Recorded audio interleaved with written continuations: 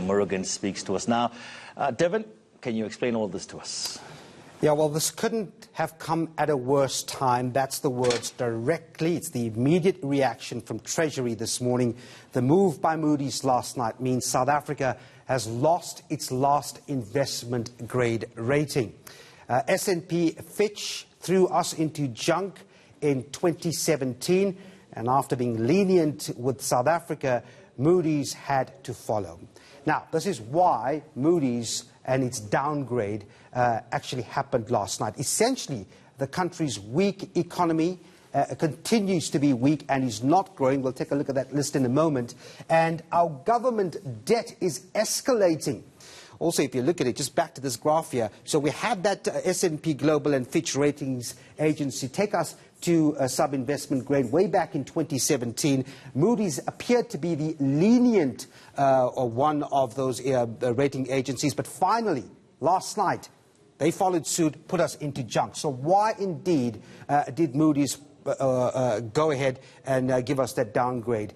It didn't believe that government is in a convincing position to stimulate the economy. High up on that list of concerns is weak growth. Moody's telling us in that list or note last night that there's escalating debt. They don't see that getting under control soon. There's weak confidence and investment, and you need that for economic activity. They're not convinced on that front. And then, of course, the big one, Eskom and unreliable electricity. That was one of the big issues for a long time, and it all culminated last night with Moody's now taking us into junk status. It has ramifications. It means that the rand would weaken at some point, and of course the cost of borrowing goes up for government, and ultimately the consumer will see that cost go up for them as well. Let's get reactions straight away. Independent economist Chris Gilmour joins us via Skype.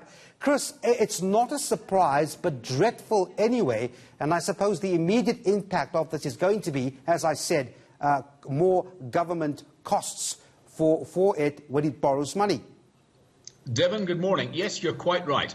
What will happen by the end of April is that you will get mandated funds. That's funds that can only invest in sovereign rated, should I say, I'm getting all my words confused here with the enormity of the situation.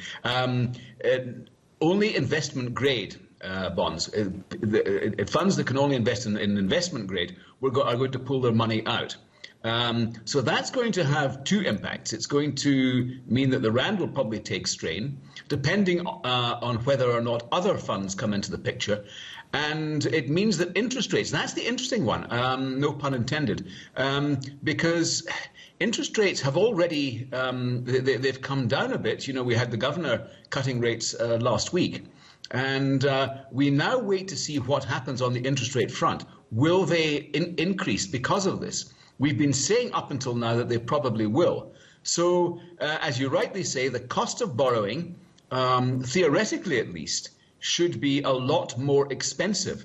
But having said that, if you look at what has happened to our long bond rate, I mean, we're up around about 14% from 9% a week or so ago.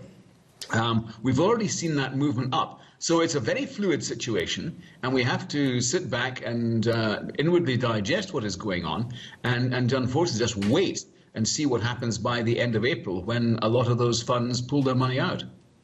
Yeah, so ultimately, I mean, if you look at direct consumer impact, that cost of borrowing for government will trickle down to the consumers. You've made that clear by telling us what could potentially happen to our interest rate position. What's the remedy now? We're already going to come out of the situation all hurt because of the coronavirus, and now we've got to deal with the fact that our economy on all fronts are in junk. Yeah, now this is the really difficult part, because Moody's, I think, made it quite clear in the statement last night that all of this was done before the impact of coronavirus. Okay, so if we accept that, then we see what has happened since coronavirus. I said we've had the 100 basis point interest rate cut. We've had the imposition of quantitative easing. So then you say to yourself, well, hold on, the economy is absolutely on its knees. The governor told us that we were looking at minus 0.2%, even before this whole big thing blew. And it's probably going to be well into maybe -5, -6, -7, who knows, maybe even higher.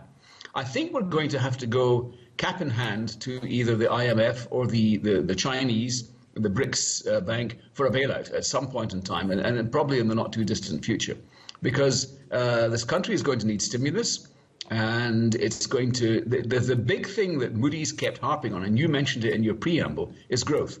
And of course, it's difficult to get growth in a post-coronavirus world because everything, everywhere has been subject to this type of thing. By the way, something that's got missed in all of this is that yesterday Moody's downgraded the UK to AA-. Again, on similar grounds, they're going to have much lower growth, and they're spending to try and get out of the situation. So I think all over the world, you're seeing a lot of countries being downgraded, mainly because their finances are now being hard hit by their attempts to try and ameliorate this whole process. I've got 30 seconds, Chris. I just want to get your opinion very quickly on what this means for this very intensive job creation effort of this country. This is not a good picture for it, does it? No, it's not. It's an appalling picture. Already you've seen jobs being destroyed. We've seen companies going to the wall, and it's happened in a remarkably short space of time, as it has overseas. So a solution has to be found, and found very, very quickly. And if that means going to an extraneous body to get it, well, I think government is going to have to mull this over very, very seriously.